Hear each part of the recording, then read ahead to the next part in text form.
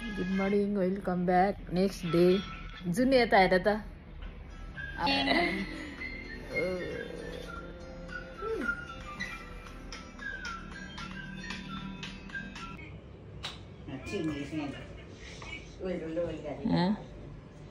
Good morning next day हामी बसेको hotel चाहिँ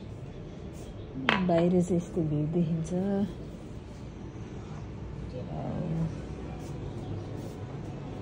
पानी खाँदै तातो पानी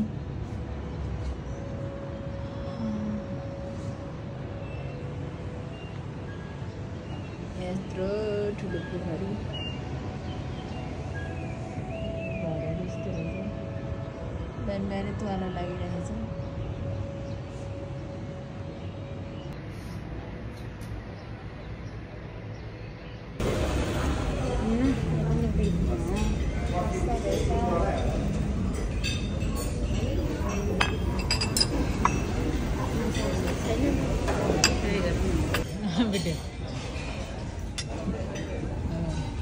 Very good.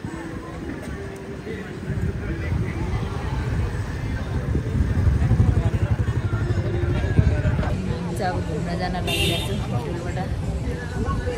जुनुलाई छामालाई यता अर्को दिदी चस्मा हेलो दिदी यता हेर्नु न हेलो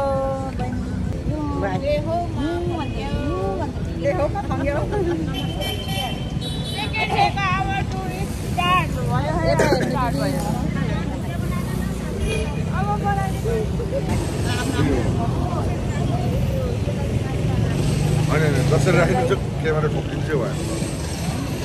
अझै कसरी राखेको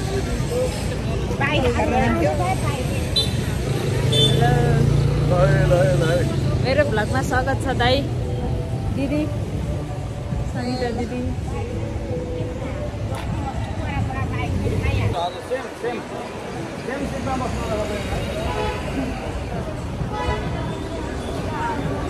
हामी गाडी चढ्नलाई जुन सिटमा बस्नु भएको छ त्यही सिटमा बस्नु होला सबैजना है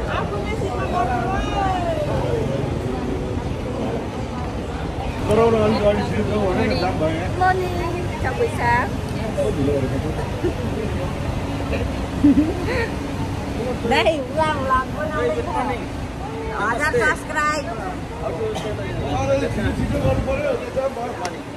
You are king and queen, huh?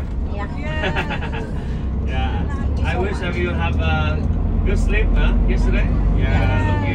you seem very good energy. Also, looking very well this morning, everyone. लास्टमा फलफुल सलफुल खाएर ढ्याउ गरेर उठ्ने हो अनि पैसा असुल हुन्छ क्या पैसा असुल हुन्छ यो चाहिँ सुपर मार्केट भित्तामको यहाँ चाहिँ सबै कुरा बाँसबाट बनिएको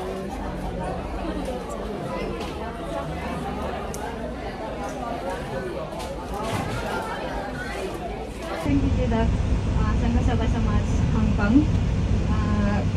यहाँ अर्गनाइज गरिदिनु भएकोमा सो हामीले पनि अपर्च्युनिटी पायौँ घुम्नका लागि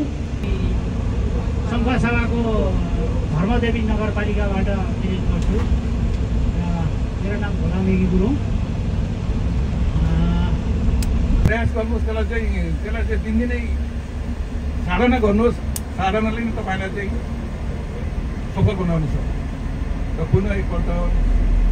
यो धेरै भाषण गर्नुभन्दा पनि उन्जिया गर्नु र धेरैको यति खुसी लागेन सबैसँग भन्नु आउँदा सबैको आफ्नो मन्तव्य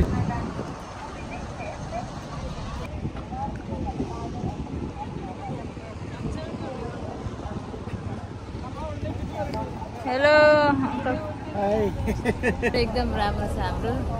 यता हेर्नु न video hi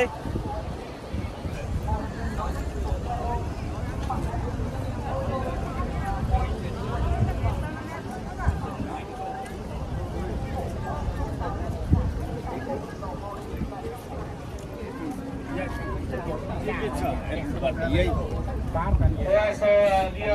so we can stop here. One more of the pictures.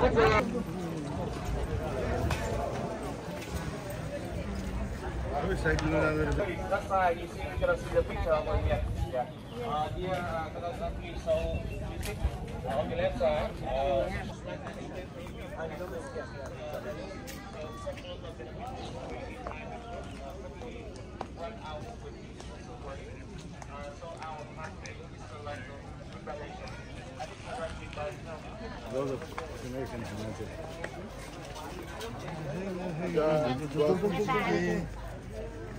So you just come back here, let me see.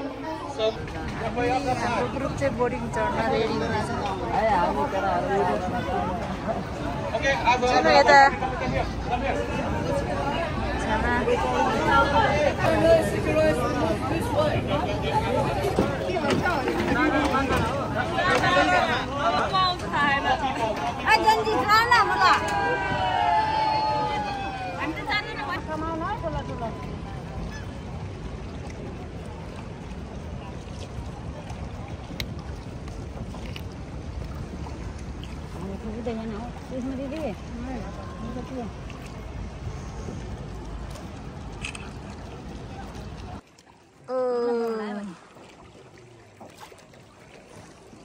यो समुद्र त त्यहाँसम्म मात्रै हो क्या हो नि छ होला उता हो त्यो भित्र डुल्ले भित्र छिर्न नपाउने है कसरी हाल्छ पानी त छल एकदम ठुलो भयो अरे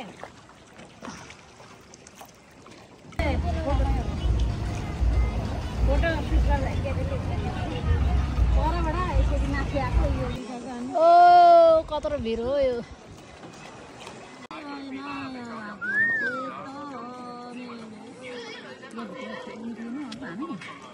यहाँ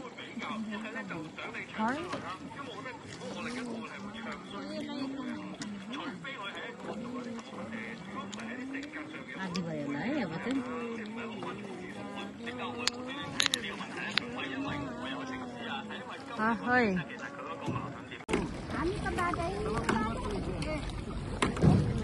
कहाँ जाने हो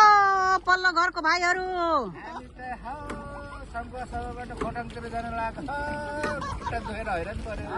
के को लागि नि हो के को लागि हिँड्नु भएको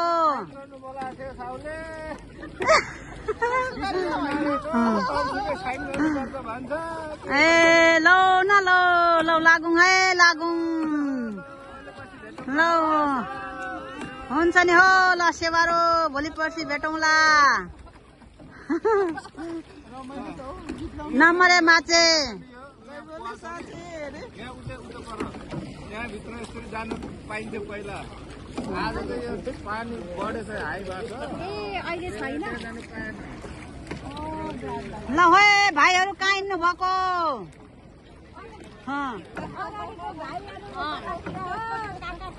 काका काकी दाजु भाइ दिदी बहिनी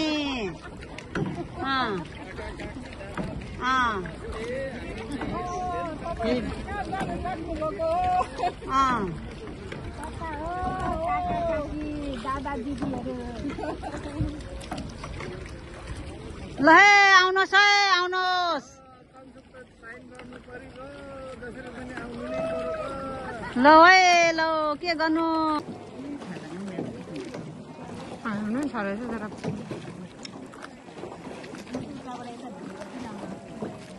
एउटा एउटा सबभन्दा लास्टमा यहाँ पछाडि रहेछ है यहाँ चाहिँ अनुराधा ज्योति सुषमा अनि को छ पछाडि बोजू बोजू पछाडि रहेछ है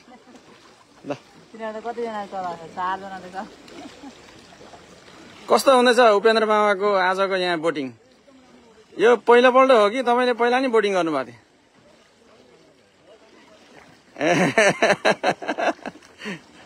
यहाँ लाइसेन्स लिएर जानु लाइसेन्स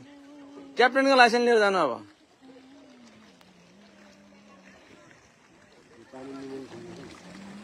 यो पानी यहाँ हामीले हेर्दाखेरि टुरिस्टहरू है इन्डियन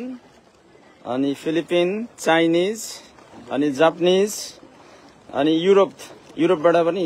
हिन्दीकै छ यहाँ सायद यो अगाडिको हामी सँगसँगै भएको जापानिज या चाइनिज हुनुपर्छ अनि हाम्रो टुर गाइडहरूको भनाइअनुसार चाहिँ यहाँ जापानिज अनि कोरियन चाइनिज फिलिपिन इन्डियन अब नेपाली चाहिँ अलिक थोरै त्यति धेरै आइपुग्दैन नेपालीहरू चाहिँ यो ठाउँमा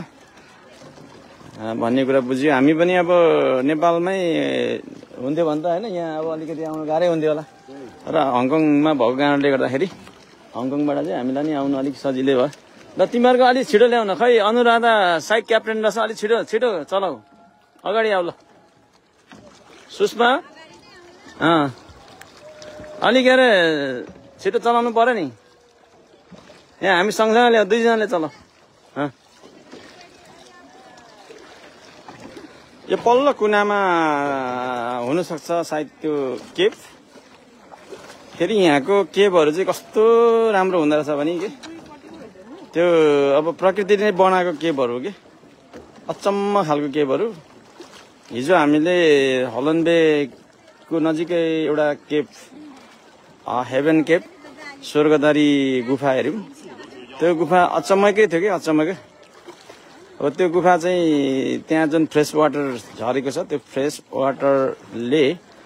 ठुलो ठुलो ठुलो बनाउँदै 2000 वर्षमा चाहिँ त्यत्रो ठुलो बनेको अरे त्यो भन्ने हिजो हामीलाई जानकारी भयो यो हामी यताबाट जान्छौँ यो कुनाबाट जान्छौँ कि यो कुनाबाट गएर यहाँबाट निस्किने हो यहाँनिर अब यो 4 घन्टा चाहिँ हामी चाहिँ आज यहाँ हाम्रो यो कन्टिन्यू हुन्छ यो यात्रा है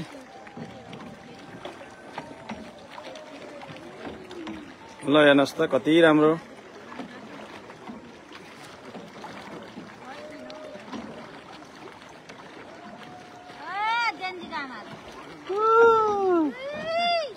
प्रकृति चाहिँ मान्नै पर्यो क्या यो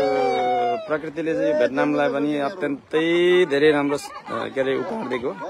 प्राकृतिक सौन्दर्यतामा चाहिँ नम्बर 1 नै रहेछ सबैतिर हरियाली रोडहरू पनि एकदम ग्रिनरी है अनि त्यो ठुलो ठुलो सहरको नजिकतिर पनि खेती योग्य जमिनहरू एकदमै धेरै ल हाम्रो खै डाइरेक्टर साहबहरू अगाडि जानुभयो कि पछाडि हो हो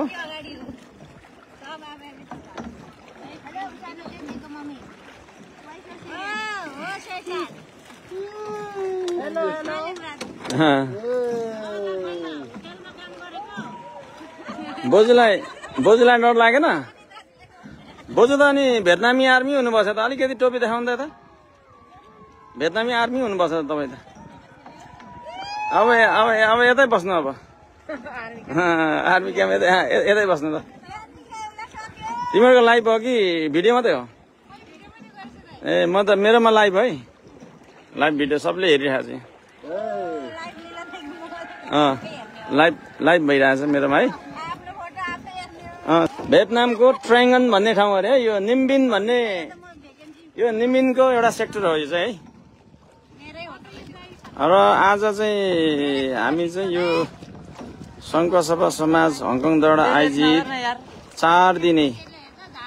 दोस्रो वार्षिक भ्रमणको क्रममा छौँ र आज हाम्रो यो भ्रमणको चाहिँ दोस्रो दिन हो यो दोस्रो दिनमा चाहिँ हामीले निङबिन भन्ने एरियामा चाहिँ घुम्न आएका छौँ र निङबिनको पनि यो चाहिँ एउटा कस्तो कुन ठाउँ रहेछ भन्दा ट्रायगन भन्ने ठाउँ अरे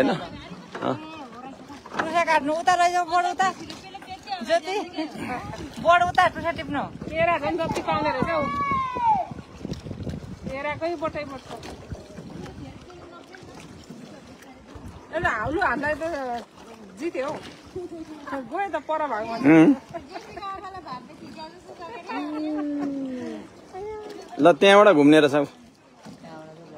त्यहाँबाट हाम्रो टर्न भयो त ल यहाँबाट यो सट्टै टर्न भएर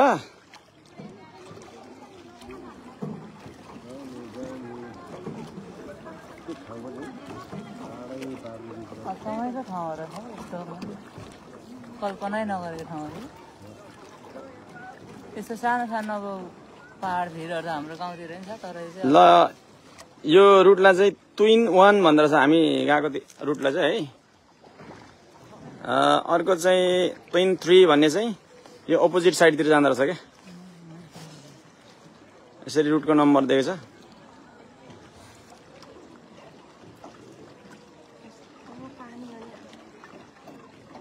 जहाँ पानी हुन्छ त्यहाँ देवी देवता बस्छ लक्ष्मी आज हाम्रो